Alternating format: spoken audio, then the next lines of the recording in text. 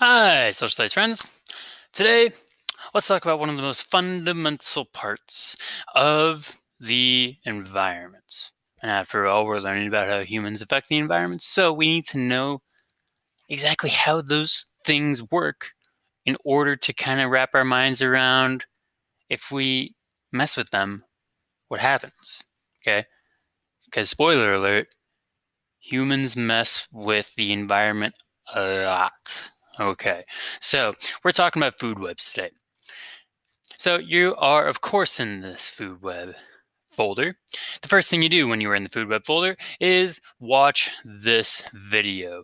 It is a ed puzzle. There's the word.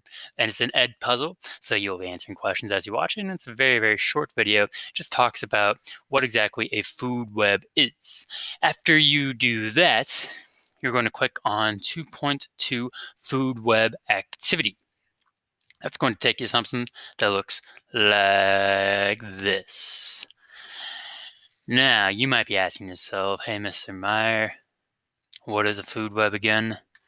Well, today I'm going to say, I would watch that video.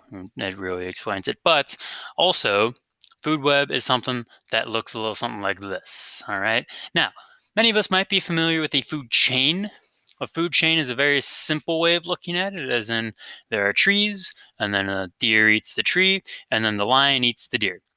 Simple enough, right? Notice where the arrows are going. It goes pointing to who's eating what. So the deer eats the tree, so it points away from the tree to the deer, and then from the deer to the lion. That's a very simple way of looking at it, right? There's grass, and then the grass is eaten by the cow. Cow is eaten by Mr. Meyer. Simple way of looking at it. But in reality, I don't just eat cows. I eat a bunch of different things. Just like how in this top food chain here with the lion, lions are eaten more than just deers. And deers eat more than trees, and trees are eaten by more things than just deer. It's all a lot more complicated, with arrows not just going in one direction, but there's arrows pointing off in many directions in many cases. This is a food web like this.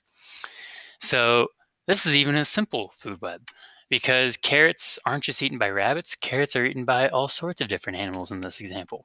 Um, Grasshoppers are eaten by frogs and rats, but I'm sure grasshoppers are eaten by other animals there as well. Now, the point being is not that, just be confused because this is all complicated. No. The point is that, well, it is a little complicated. It's not just one simple thing.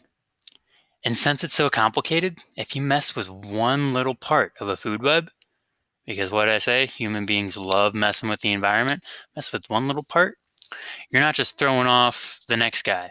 You mess with the frogs, you're not just messing with the snake. You're messing with the flies, you're messing with the grasshoppers. If you're messing with the grasshoppers, you're messing with the corn. If you're messing with the snake, you're messing with the eagle.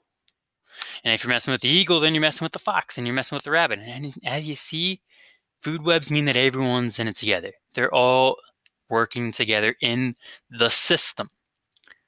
Take one thing out of the system, just like if you take one gear out of a machine, it falls apart. Okay? If you were to open up a car engine, take out one little part of the engine, the car's not going to work as well. I know nothing about cars, so I'm assuming that's right. See what I mean, though? So, you're going to be in this food web, clicking on this link. This link is going to take you to a website that has a bunch of different marine means they live in the ocean, marine animals. Phytoplankton is one, crustaceans is one. Now notice where the arrow is going. The arrow is going away from phytoplankton towards crustaceans. That means crustaceans eat phytoplankton.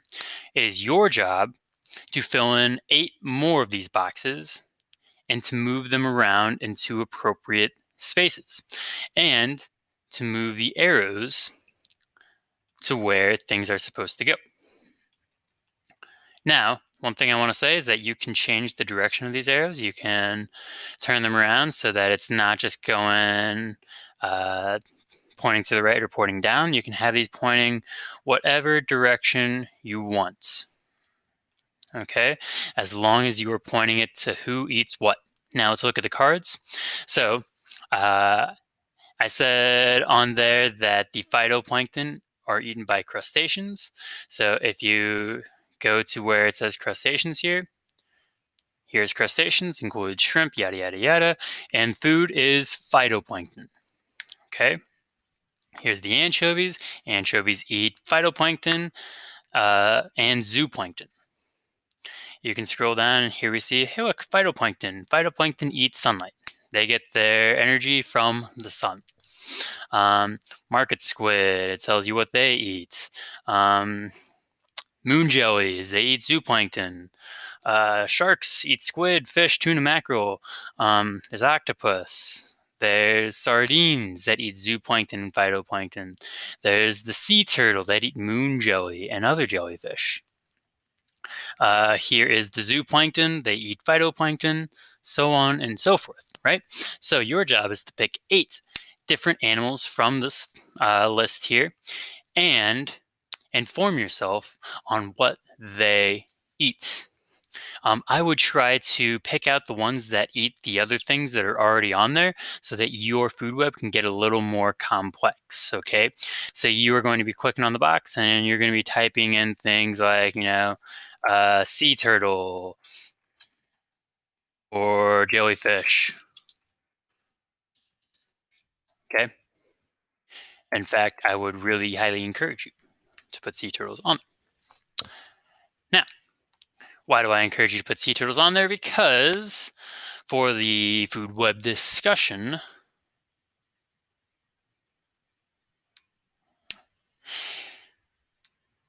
you're going to respond, what would happen if sea turtles were removed from the food web? Because as you see here in this video that you will watch, sea turtles are in some trouble. And once you write your response to that, you are done with this part of the activity. Let me know if you have any questions whatsoever about this. Have a great day, folks.